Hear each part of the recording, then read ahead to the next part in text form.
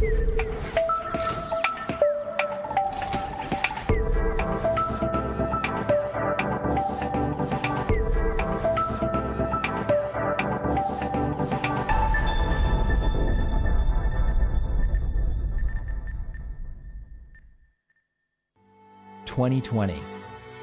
a year unlike any other. A global pandemic, an economic recession, social unrest. It has tested our resolve, but it also has opened our eyes to how swiftly business can adapt, how dramatically the environment can heal, how resilient and connected we all are. This crisis is a call to action, a challenge to do more than return to normal.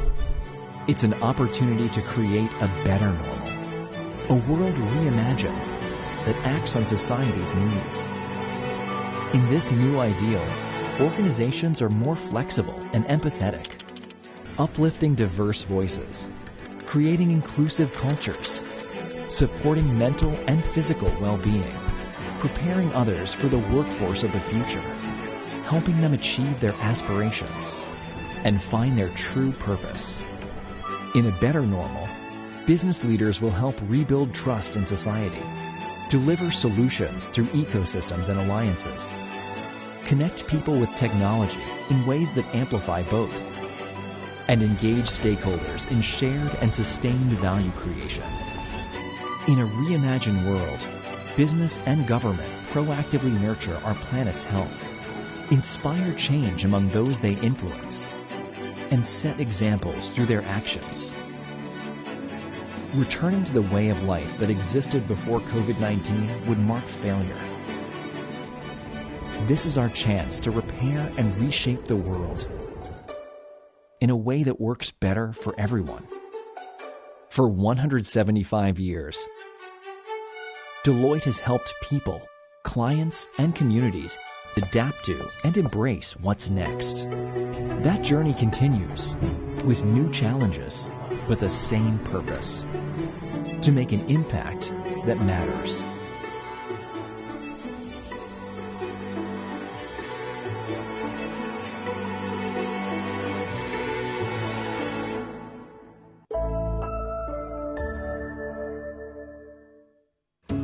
The most important thing during the natural disaster is communication. And we will keep standing behind the client to restore the systems. 说我们在这个公司的价值体系理想呢，是要为人类服务，不是为金钱服务。说我们从芯片到系统，我们完全可以自己来担负起来这个东西。等到全部都5G化以后，信息的这个价格就会降下来，这样是让农村的孩子啊、贫穷的孩子啊都有条件能在网上看见这个世界，提高他们素质，他们将来为人类创造财富的能力就会增强。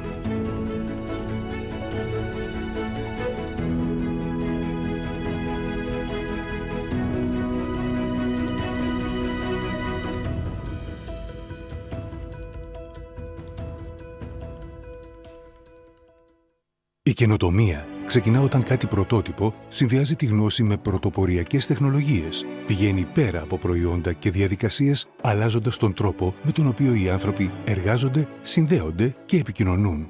Καινοτομία είναι να ζεις πραγματικά στο cloud, έτσι ώστε οι πληροφορίες να μετατρέπονται σε γνώση τη στιγμή που τις χρειάζεσαι για να αντλείς αξία από κάθε εργασία, κάθε συναλλαγή, κάθε μέρα.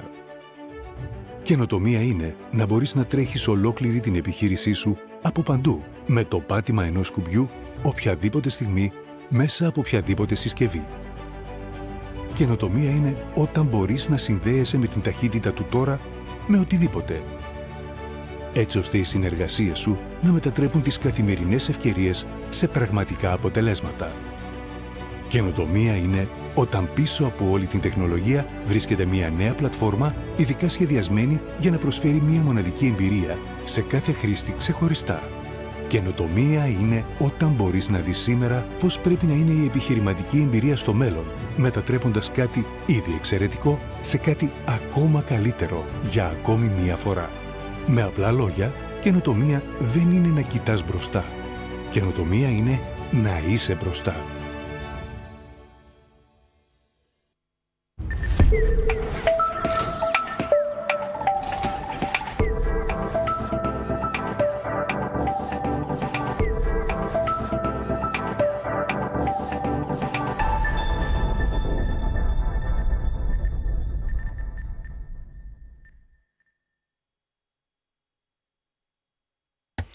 Good afternoon, welcome. In the Digital Economy Forum session that is virtual, as you know, welcome in this session titled Supporting the Digital Skills and Exploiting the Human Capital of Greece. The changes brought about by the teleworking and teleeducation model. So under this title, we have 4 concepts which throughout the pandemic have been very fashionable: teleworking, teleeducation, digital skills, and human capital in Greece. This is the reason why we have focused so much. Yesterday in the Prime Minister's talk, we heard that these concepts were focused on, and Mrs. Paparidou, the General Secretary of ΣΕΠΕ. This is the subject of this session. We have very important speakers, and we'll give the floor right away to the Minister of Education, Mrs. Kerameus, and then we have a lot of discussions to carry out. Mr. Yannis Loumakis, CEO of Unisystems, Mr. Manos from Interest International, Mr. Kamaras from ATCOM. We have a lot of things to speak about, but let's start right away with Mrs. Kerameus. Mrs. Minister, you have the floor. Thank you very much for the honor to be here with you in the Digital Economy Forum 2020. I would like to congratulate all those who have managed to organize this conference by utilizing technology on digital reconstruction of our country. The subject today is more current than ever because we are going through a crisis that has emphasized the usability and the necessity of digital skills. Technology nowadays, now at this very moment, is the basic means of communication, work, and education. The changes brought about by the teleeducation model create a paradigm shift. I have to stress, though, that there is nothing that can substitute live teaching. It is a fact that COVID-19 has had very dramatic consequences all over the planet. But I dare say that this unprecedented crisis had some positive side effects, especially on education. Positive results, which I can summarize in 3 bullets. First, changes in digital skills. Second, changes related to infrastructures. Third, changes in mentality. So, the first pillar regards the changes regarding supporting digital skills of all the members of the educational staff community. Our educators, from one day to another, they were invited to transfer their teaching online. And it is a fact that it was impressive how soon and how boldly they managed to transfer their teaching on the screen so as to continue the learning process. I seize the opportunity to thank them once again for their contribution to this transition. Under so harsh conditions, the transition to teleeducation. During the first lockdown in March 2020, on the very first week, we started training courses on the platform of simultaneous teleeducation for all schools all over the country. We've had a lot of programs that were conducted by the the Pedagogical Institute of the country, so as to see which is the optimal way to carry out, to prepare curricula for teleeducation. We need to build on what we have achieved already in terms of digital skills. And that's why we are now creating a global program to train our educators in digital skills in order to build further the digital skills that have already been acquired by them. So this is the first pillar, digital skills for the educators. Second pillar, the upgrade of the technological infrastructure of our schools. Already starting from last spring, in midst of the first wave of the pandemic, we started updating the technological infrastructure of our schools, drawing from national funds and donations. When we started, we had only 4,500 mobile devices in schools all over the countries. Today, just 1 year after our governments, we have 90,000 all over Greece, which started operating right from last March. We have done a lot in public infrastructures. When the pandemic started, the Pan-Hellenic school network could support 500 users, while the community of educators in Greece is 1.6 million members. So we managed to get funding from the Public Investments Program 2021 so that the Pan-Hellenic school network have technical teams to upgrade its resources, optimize its processes, so as to be in the position to tackle the second wave. And the second wave, it did come. We knew that the Pan-Hellenic school network would be the hub through which teleeducation could be realized. So today, indeed, the whole educational community in our country can utilize the digital tools offered through the Pan-Hellenic digital school network. We had an excellent cooperation with the IT ministry. We have changed the ADSL to VDSL to many schools. Almost 2,000 schools have optical fibers, and more are going to receive them in the next few weeks. So the infrastructure have been upgraded, as well as the digital infrastructures in the country. Third pillar, with severe changes after the crisis burst out, our mentality. Within a few months, the educators have recognized teleeducation as one of a major means of education, and this is a major win. This is the paradigm shift. The processes and procedures change. Information access changes. A lot of things change. And all this will be conquered when we get back to the classrooms. Let me give you an example. Asynchronous teleeducation, the opportunity of educators to utilize digital tools that can complement live teaching. This is a very important gift that the teachers can give to their students so as to improve even further their teachings. Another example, the pandemic has contributed to the digitization of procedures. In the kindergartens, for the first time, all enrollments were made on digital platforms. So here we are to build on these changes that we already have made. Ladies and gentlemen, I'm going to close by saying that the foundations for the digital transformation of education are built.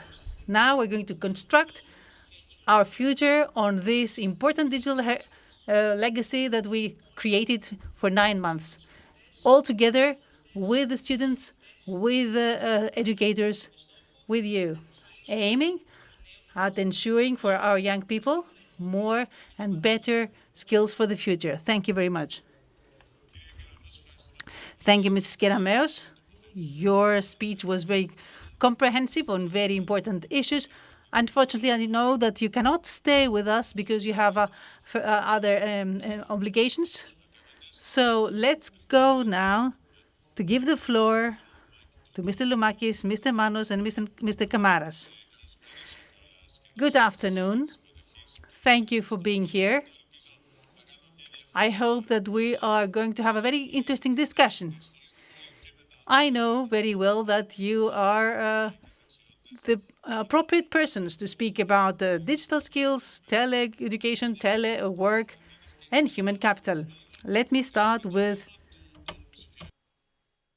a topic of manpower that is linked to digital skills. Mr. Loumakis, could you kindly tell us, there is a lot of discussions we heard earlier in the previous panels talking about investments in manpower, Greek manpower. Is it easy to find skillful employees in Greece with digital knowledge? Mr. Loumakis. Good afternoon, Dimitris. Good afternoon, everyone. Konstantinos and Alexandros. I would like to wish you all a happy Christmas. Hopefully it will be the last Christmas we have this way. I believe that we do lack specialized people, not only in Greece, but throughout Europe. A recent survey in EU showed that there is 1 million jobs vacancies in digital sectors. In Greece, we have that.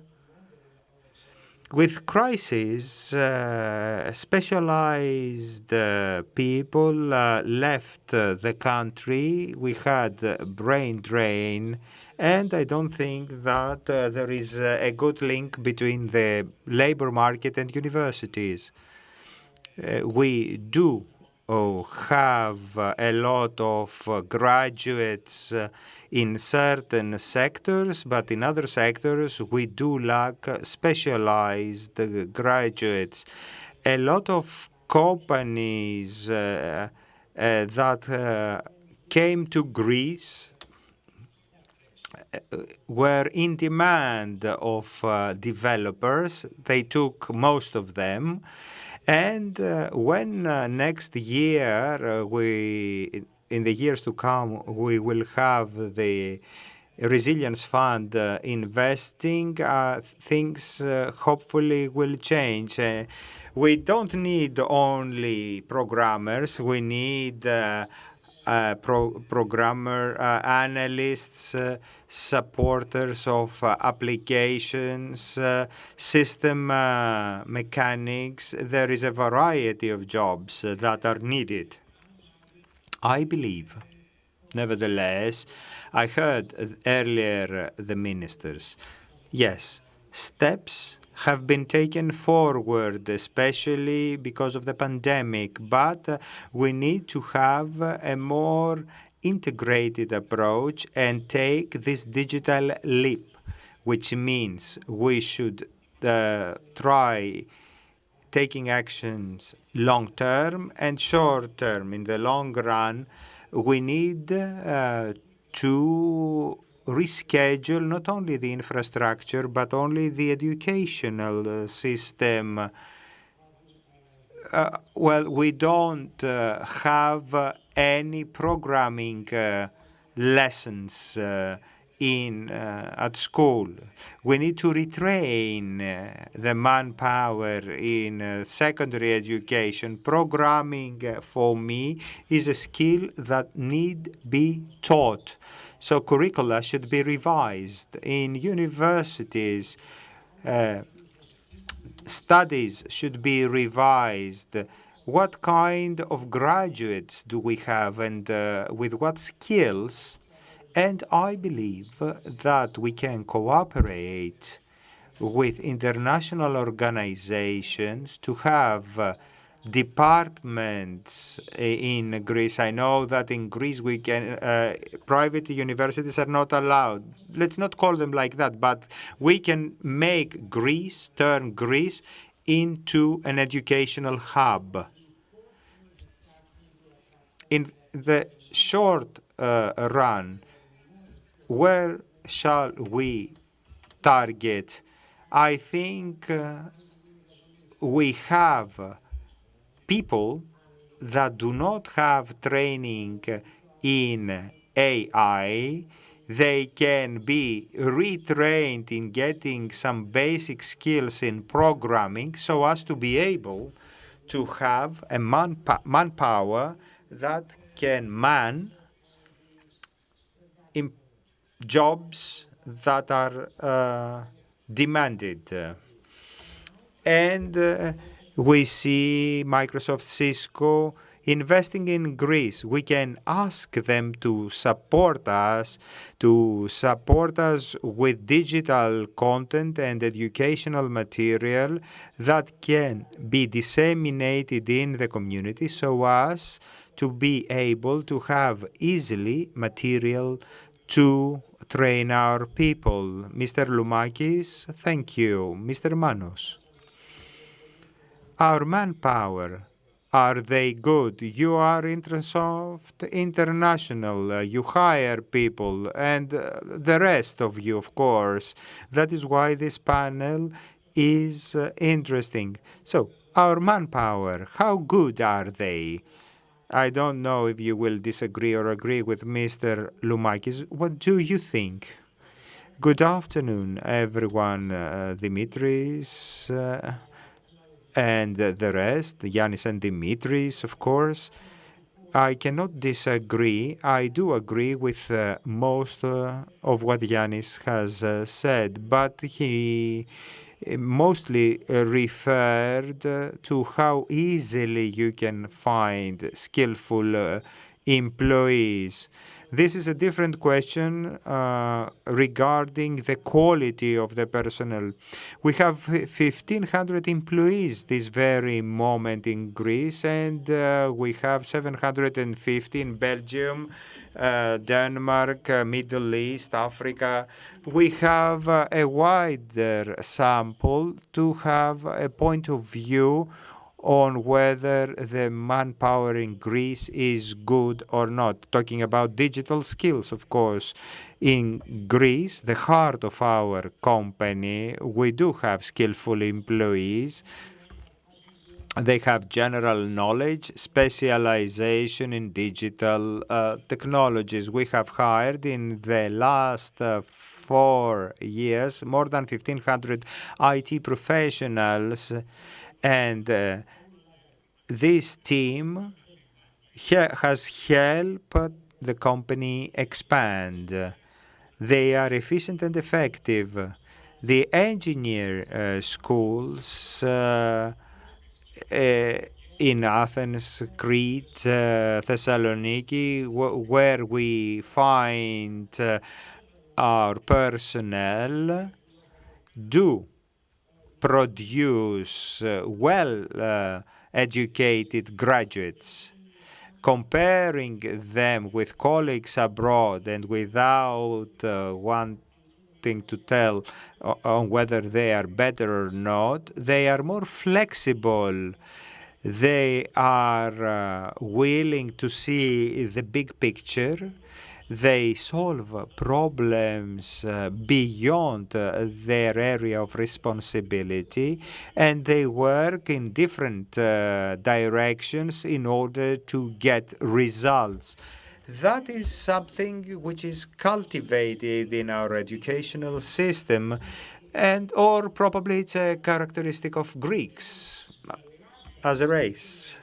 We have seen that in a lot of educational programs, in coding schools, or programs we run for our employees, people participate willingly and are eager to learn new skills.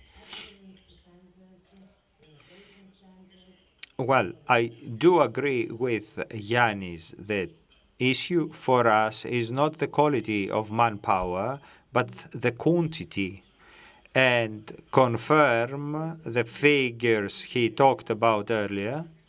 This very moment, From different studies, we talk about 800,000 to 1 million jobs, IT jobs are lacking. In Europe, only 3.8% of graduates, 150,000 that is, IT professionals are entering the market. There is a gap there.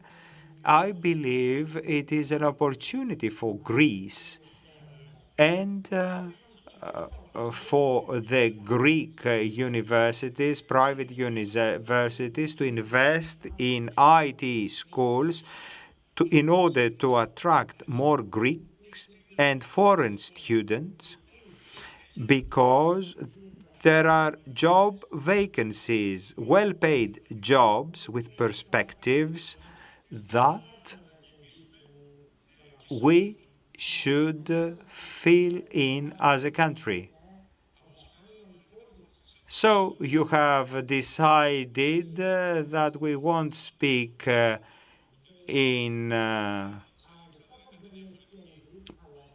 plural of courtesy, so we have quality but not quantity.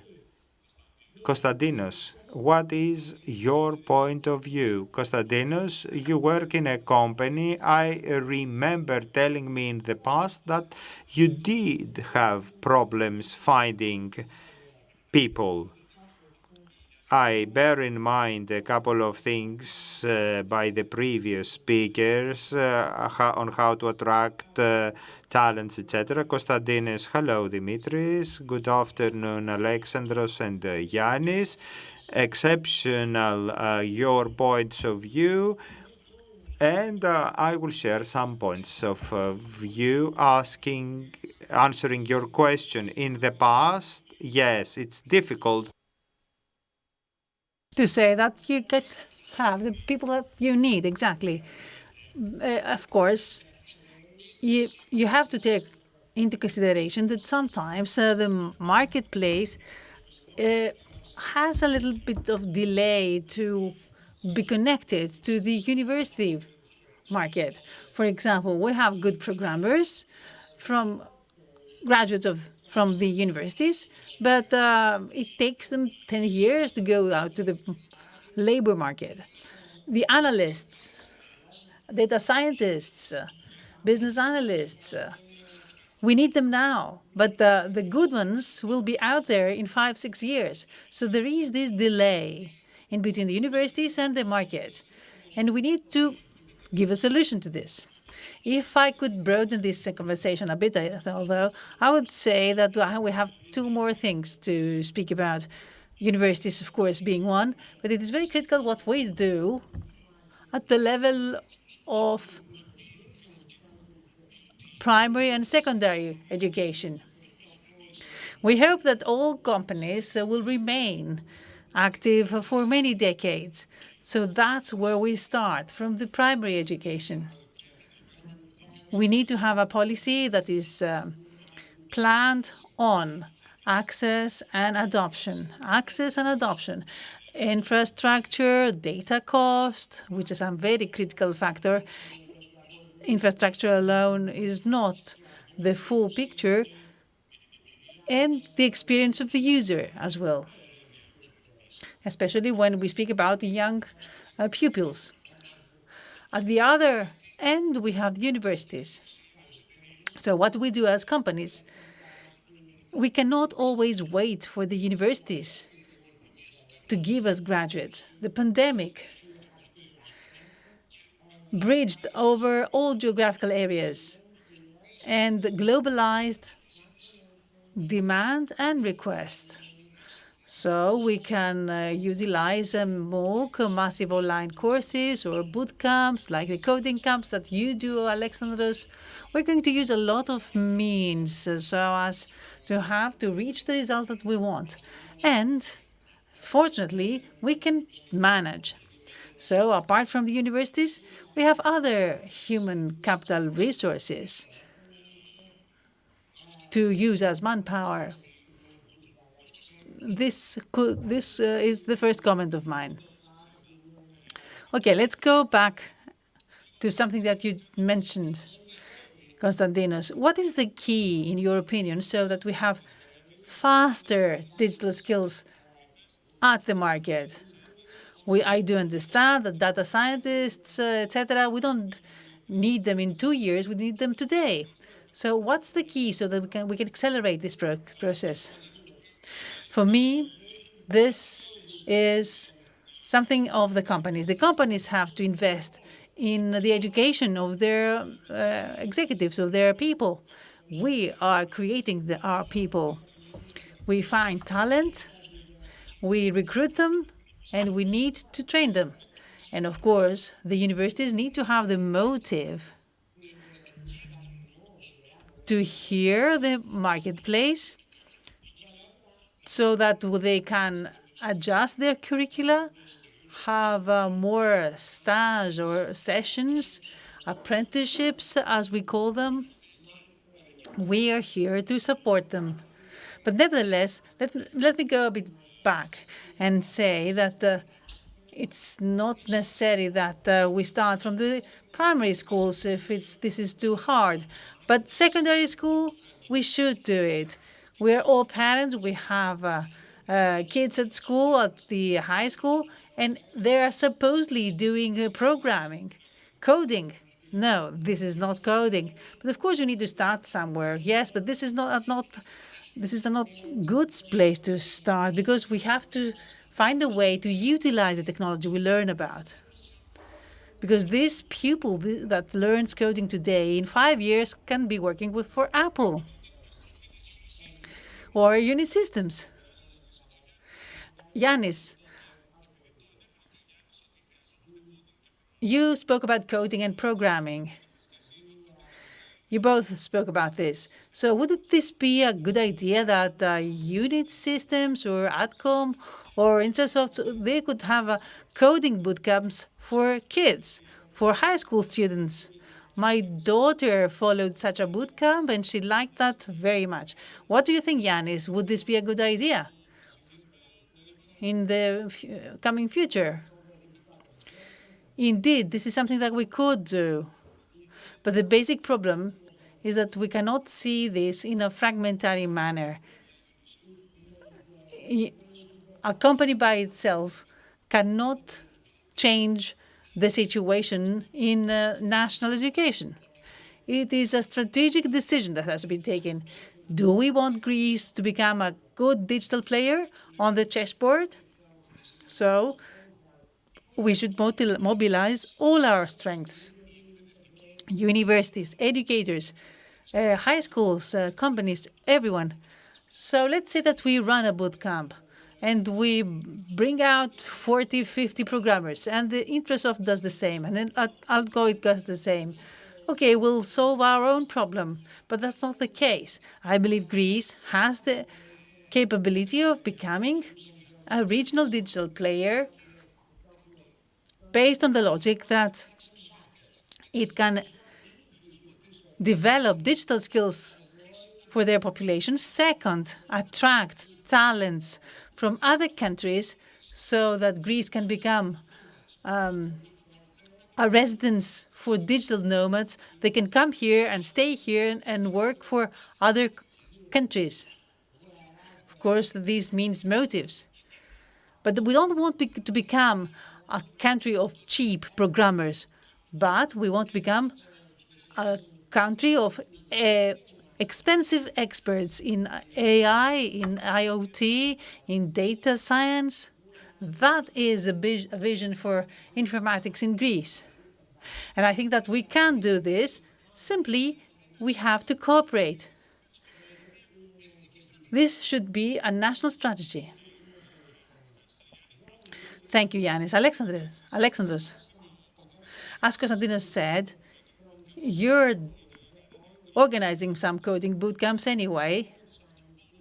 What about the following question? Can we attract people from abroad? You said before that you wanted 1,500 people. Can you attract people from other countries? Can you attract talent?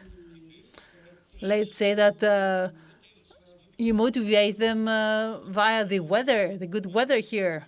The weather is a good motive, actually. So what is your opinion?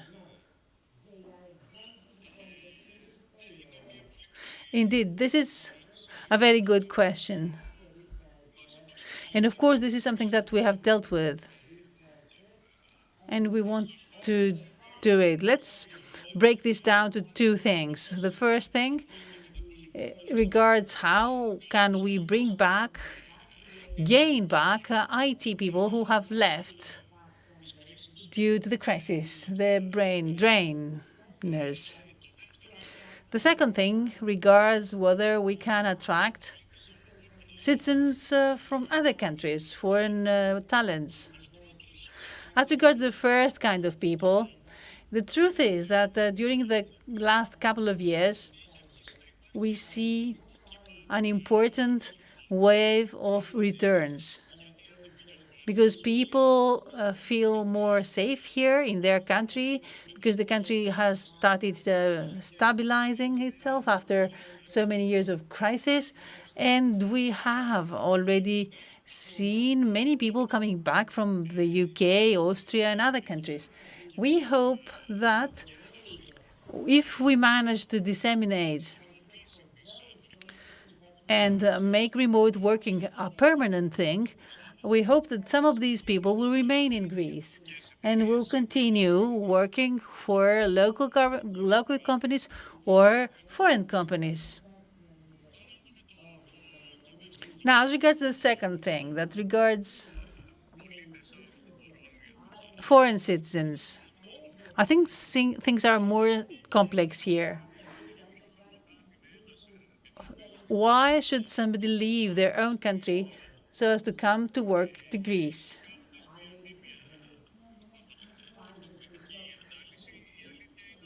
The truth is that in Greece, a person cannot find salaries that are similar to these of Western European countries. Also, taxation is one of the highest in Europe.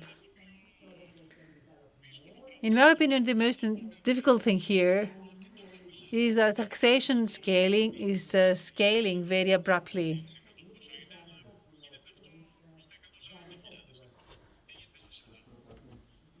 So wages is a problem.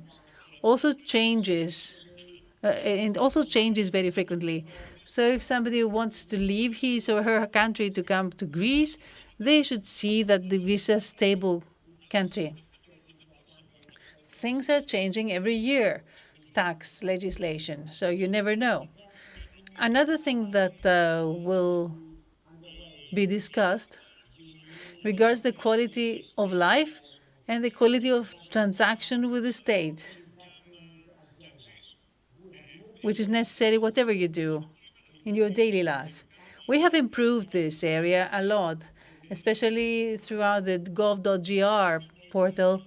We have improved a lot the interaction in between the citizen and the state. But we haven't reached the level in other countries.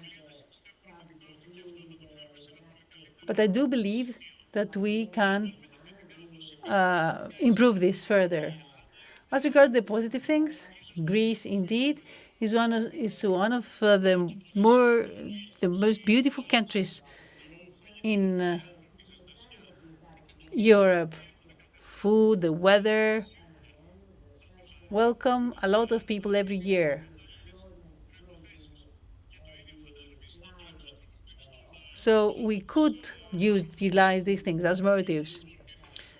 Remote working, of course, can give you the opportunity to provide services to foreign companies that can give better rates. So it seems that there is a combination that could work. So as Yannis said,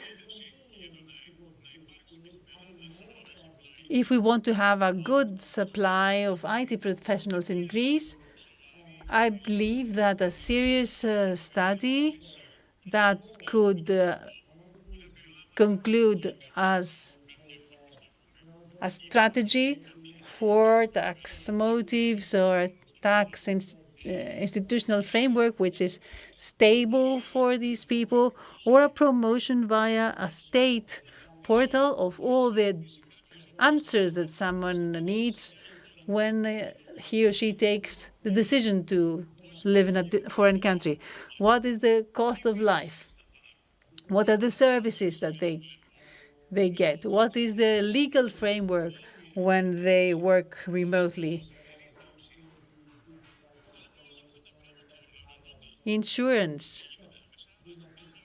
If we can organize this whole framework of things, and if we conduct a campaign by promoting IT companies, job openings, the advantages of the country, especially to younger people who are more open in such experiences, I believe that we could attract talents so that they come here and work. So I think that it is difficult, but a path exists, but certainly we'll need significant decisions and decisive investments. Alexandros. While you were speaking, I think we can have a similar site like visit Greece, work in Greece, where you talked about remote working, and that brings me to the next topic, remote work. Well, Yanis, what is your point of view about this model of remote work? We have started working from home just out of the blue. How do you see that evolving substantially? The pandemic played the role of the catalyst. Our multinational friends had already introduced that. Well, we were not that eager to do so, but the pandemic made us. We tried to find solutions in infrastructure, etc. But what we were afraid of, life proved that it was not that difficult. We worked from home. We solved all psychological and technical problems, and the model worked properly. We saw increase of productivity. Meetings became more productive. The cost decreased. We cut travels, movement, and people were rather enthusiastic at the beginning. On the other hand, there are some negative aspects. If you see that in the long run, for example, you start feeling isolated, you feel socially isolated, a bit depressed without seeing your colleagues. This grouping and socializing is not there any longer. Well, I believe that what happened will keep some things from that, but I don't think that all of us will work remotely. We will find the silver lining, to put it this way. Okay, I liked what you said about psychological problems. I don't know if we have solved them or not. I don't think we have. Konstantinos, what do you think about remote work? How have you experienced that? And then we will go to remote learning in order to cover everything. Well, We were ready because this is the nature of our work. Nobody felt the difference. People started working from home, but we were already prepared. Well, in March, there was a demand because suddenly all companies demanded for digital transformation. But we were, as I said earlier, ready because we have a lot of our executives working from different cities in Greece. And we have some benefits identified in that. You don't need offices, for example, to host all those people. Part of social culture or business culture, the feeling, the esprit de corps, as they call it in French, that we are one. There is a risk that might weaken. So we need some corporate events to maintain that, but productivity has increased. But if you see the daily programs of all of us, the psychological issues, as Yanis called them, it's not a joke. Well, we at the beginning we started talking about these things as a joke, but now we see that a lot of people work endless hours, and we need to balance things.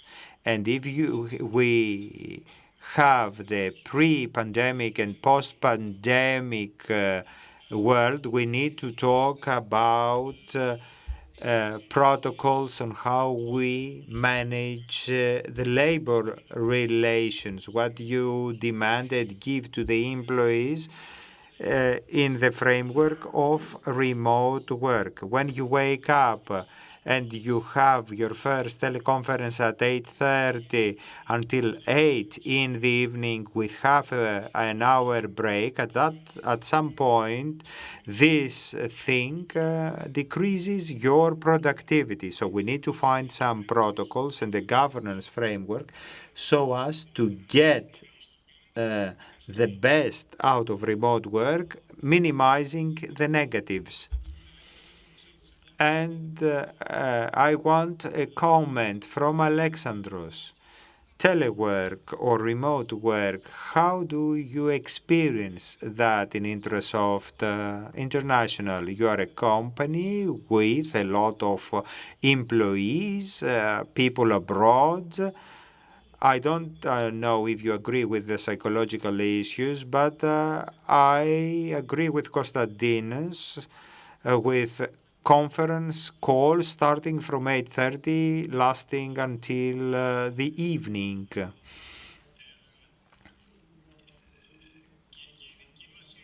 Our experience is similar. Thank God we were well prepared. In March, we were already capable of dealing with all these issues. Things worked well. We started experiencing the benefits of remote work. We were happy about saving traffic time and other organizational issues. We tested various tools in order to see how we can organize things better. Our intention was to support people working at home. The whole team did well in that. We see the same things as Yanis. And we are lucky, I believe, in the field of IT, because the job, our job increased cohesion is of paramount importance to me. As Konstantinos mentioned, we need to maintain our socializing abilities. It is something that we all lack. I try to talk to people that we have hired all these past 2 or 3 months. They are numerous and young people, and I see that we do like remote work, but we won't like it to be only that. And I think that we will have a combination in the future. Some days working at the office and some days working from home. The pandemic has helped us understand our IP service management in order to give our people the opportunity to find what they need with the least possible effort so as to do their job perfectly, and we try to be there for them. We all use laptops, lines, and things occur. This is where we have placed our efforts, and I believe, Konstantinos, that this new contract that need be signed, since I work from home, that doesn't mean that I will start working at 7:30 and I will be on call 9 o'clock in the evening. We need to impose that, even though some choose not to see that because they are enthusiastic with remote work.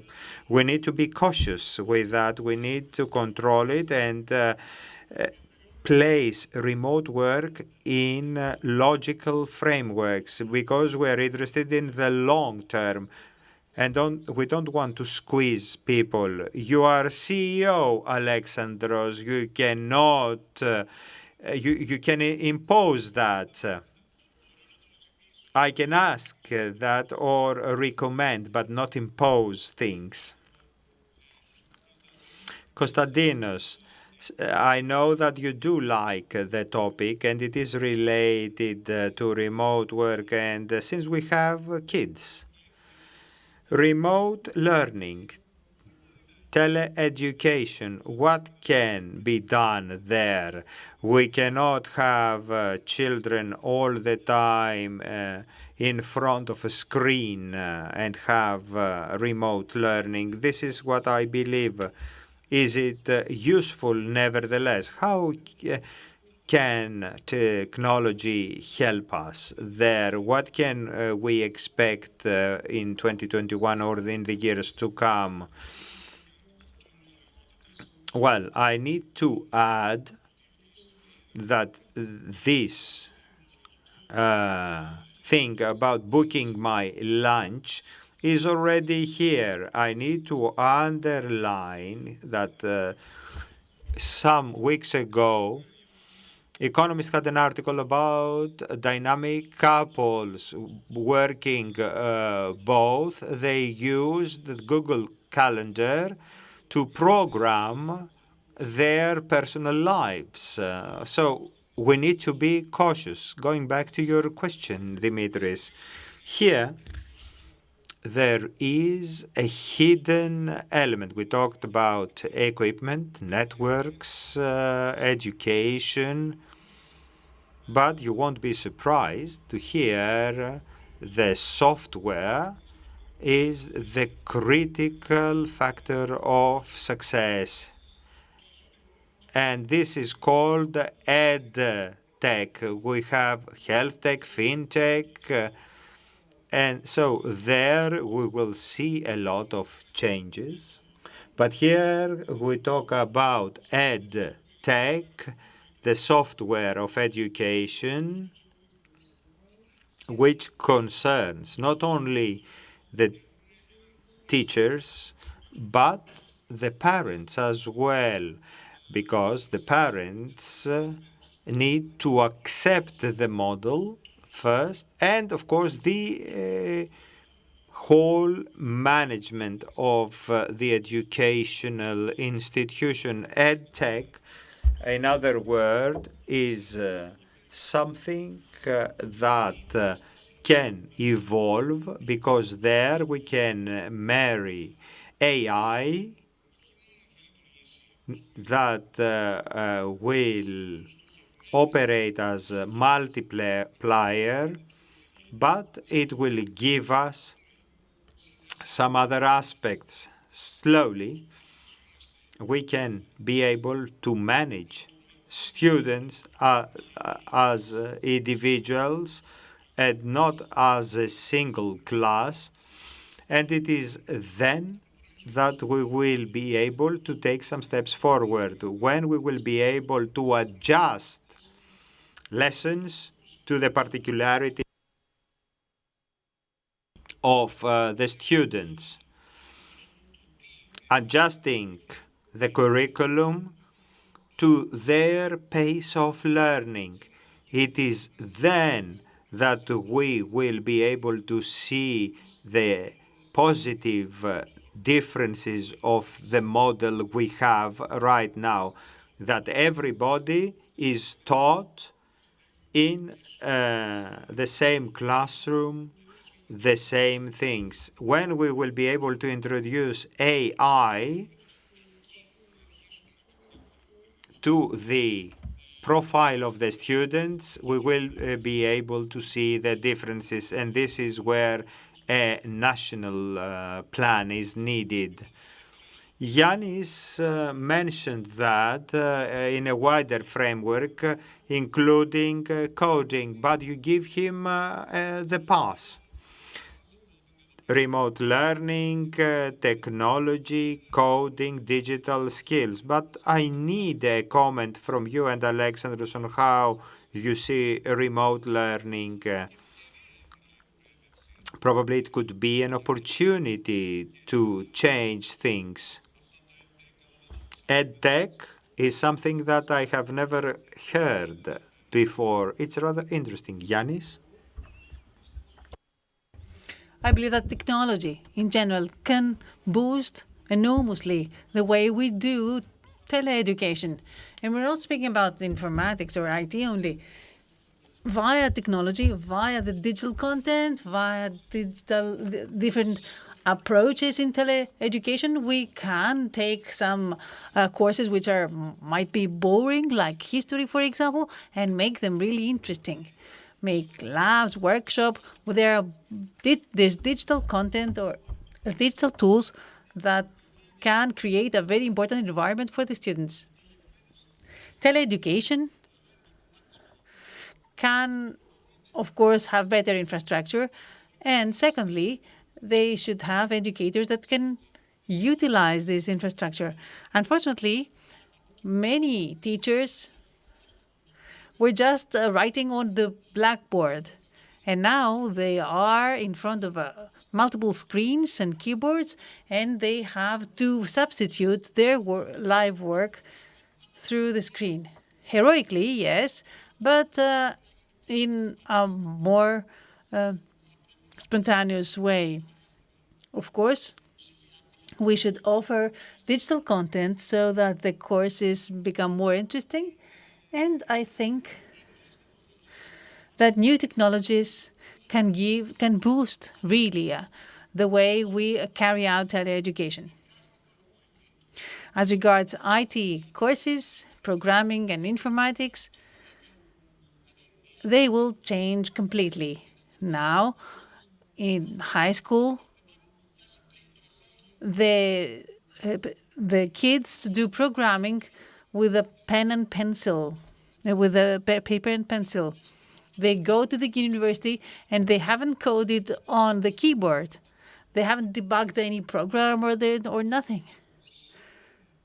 There are so many digital tools, digital courses that are necessary to be done so as to facilitate the way that new technologies are being taught, especially in high school, secondary education. History was my favorite course. I didn't find it boring at all. Anyway, do you have any comment, Alexandros, on this? You have many kids, I assume, eh? Now, this is the difficult question. Yannis and Konstantinos described nicely some things. Konstantinos, if I'm not mistaken, what you say, there is a company that is doing what you do, what you just described. In China, the course is created, adjusted, tailor-made it for every student. Is this what you're speaking about? The AI adjusting the course so that it's tailor-made for every pupil? Yes, indeed. This is something that we are seeing. Yes, of course, it's not only for IT or programming, but all courses can be done this way. Yes, indeed, it's very interesting. But as regards your question, the first thing that I would like would be that we have limitless capacity, so pupils and teachers be able to see each other during the lesson. Because when my kids sit in front of a black screen 5 or 6 hours per day, just hearing the voice of the teacher who cannot upload any visual content, I do not believe that kids can take any good education through this. So the first wish of mine would be that all schools have fiber optics and infrastructure so as to support 5G, so that we can participate. They can participate in the course, in the classroom, not just sitting there and hearing a lecture. The kids cannot participate in the classroom. As regards teleeducation, we have endless opportunities indeed. Asynchronous education can be very interesting. There are so many libraries with digital content that can be utilized by anyone who wishes to learn new things, programming, new techniques, new PM methodologies, for example. So this is something that exists, and we see that it is very, very important. Now, as regards the future, indeed, teleeducation opens up new horizons. This is not something new. 15, 20 years ago, we saw the first courses for teleeducation.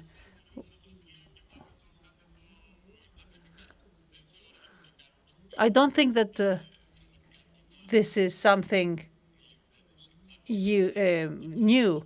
It's just that we managed to bring everything onto the internet very quickly. The more interactive the tools we use and the more educated the participants in the digital use of such tools, the better.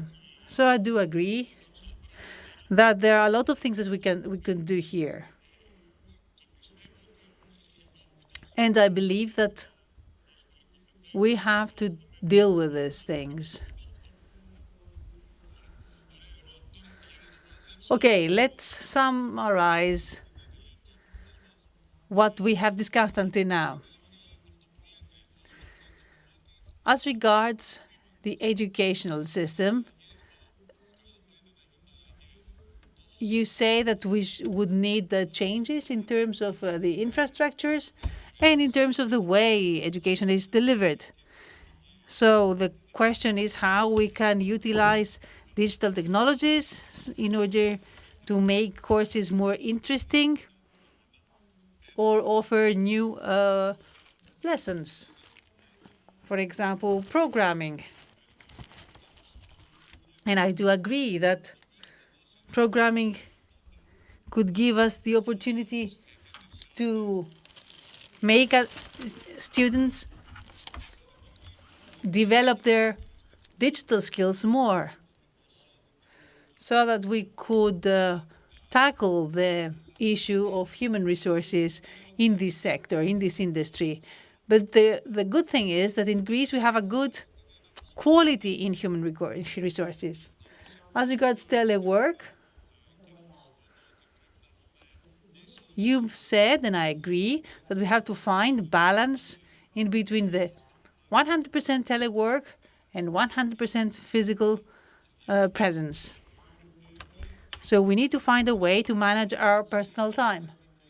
And third, last, Greece should be organized so as to attract talents from foreign countries in order to proceed. This is what I understood. A last comment from you before we finish with this session. Konstantinos, we start with you. Thank you, Dimitris. Personally, I have nothing more to add, but allow me to say something. Well, speaking from my experience, the son of my best friend belongs to this 15% of people that has attention distraction, people that have IQ above 140, but in a present system that all have to be treated the same, does not manage well, even though he is quite smart. And 1 out of 5 boys between 6 and 14. Digital technology can help these people.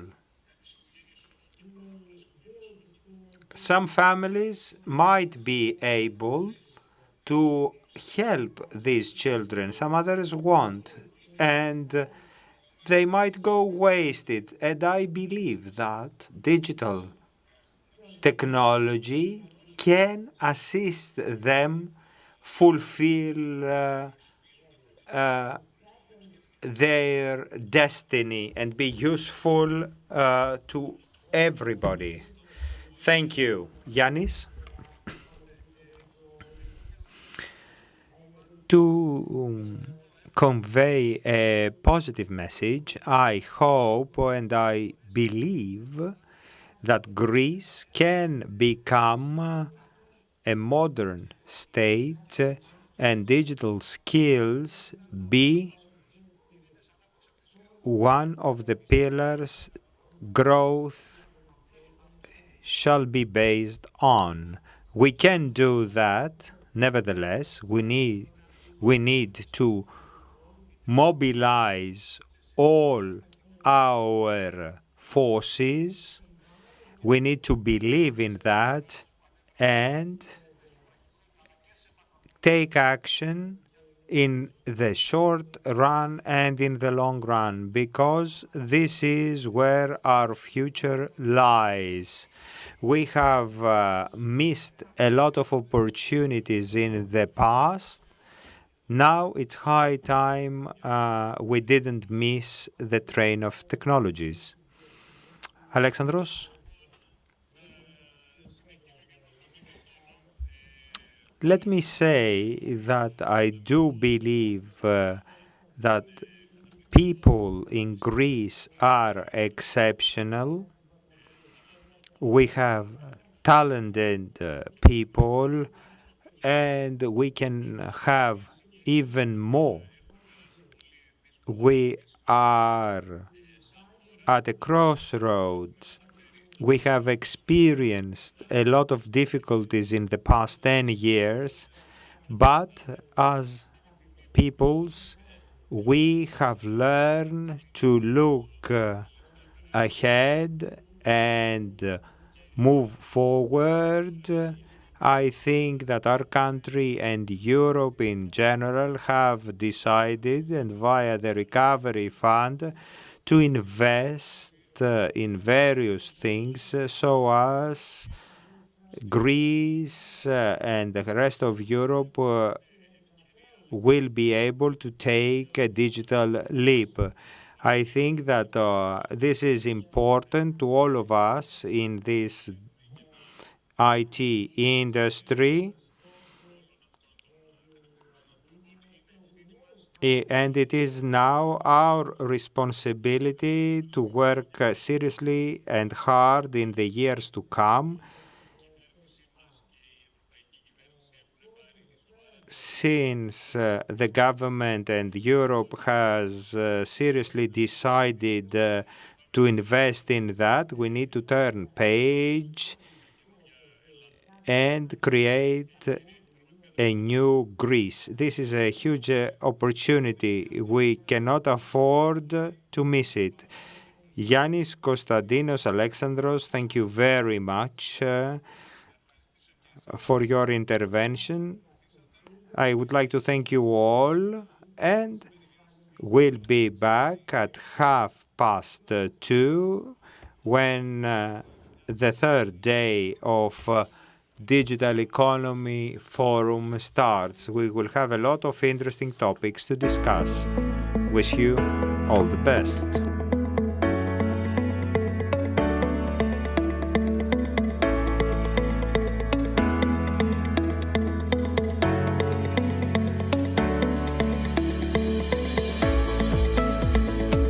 Αξιότιμοι συγκεκριμένοι, κυρίες και κύριοι, εκ μέρους του ΣΕΠΕ θα ήθελα να σας καλωσορίσω στη δεύτερη μέρα του Digital Economy Forum 2020, χτίζοντας την Ψηφιακή Ελλάδα Virtual Edition, και να σας ευχαριστήσω θερμά για την ανταπόκριση.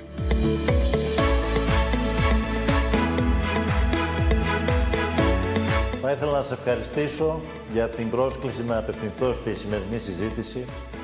Καλημέρα σας, and thank you to ΣΕΠΕ.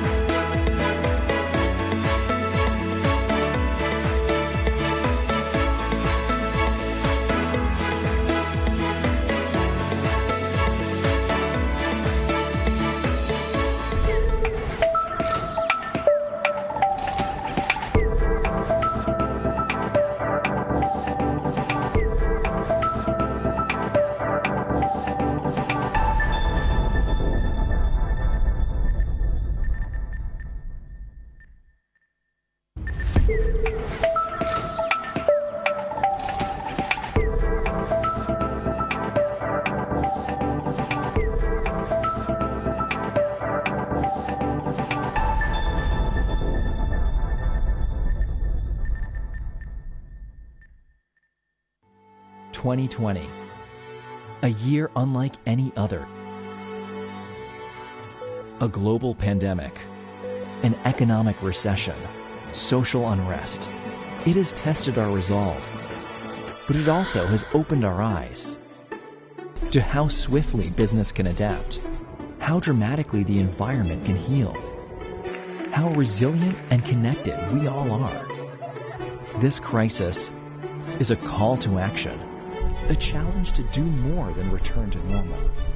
It's an opportunity to create a better normal, a world reimagined that acts on society's needs. In this new ideal, organizations are more flexible and empathetic, uplifting diverse voices, creating inclusive cultures, supporting mental and physical well-being, preparing others for the workforce of the future, helping them achieve their aspirations and find their true purpose. In a better normal, business leaders will help rebuild trust in society, deliver solutions through ecosystems and alliances, connect people with technology in ways that amplify both, and engage stakeholders in shared and sustained value creation. In a reimagined world, business and government proactively nurture our planet's health, inspire change among those they influence, and set examples through their actions. Returning to the way of life that existed before COVID-19 would mark failure. This is our chance to repair and reshape the world in a way that works better for everyone. For 175 years, Deloitte has helped people, clients, and communities adapt to and embrace what's next. That journey continues with new challenges, but the same purpose: to make an impact that matters.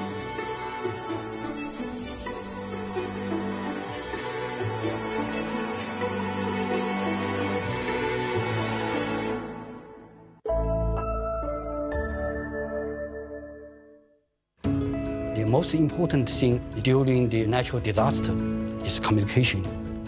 And we will keep standing behind the client to restore the assistance. 说我们在这个公司的价值体系理想呢，是要为人类服务，不是为金钱服务。说我们从芯片到系统，我们完全可以自己来担负起来这个东西。等到全部都5G化以后，信息的这个价格就会降下来，这样是让农村的孩子啊、贫穷的孩子啊都有条件能在网上看见这个世界，提高他们素质，他们将来为人类创造财富的能力就会增强。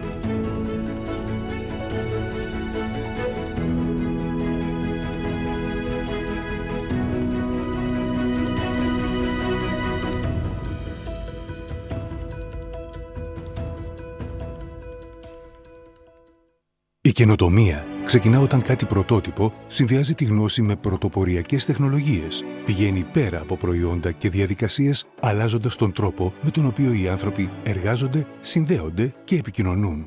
Καινοτομία είναι να ζεις πραγματικά στο cloud, έτσι ώστε οι πληροφορίες να μετατρέπονται σε γνώση τη στιγμή που τις χρειάζεσαι για να αντλείς αξία από κάθε εργασία, κάθε συναλλαγή, κάθε μέρα.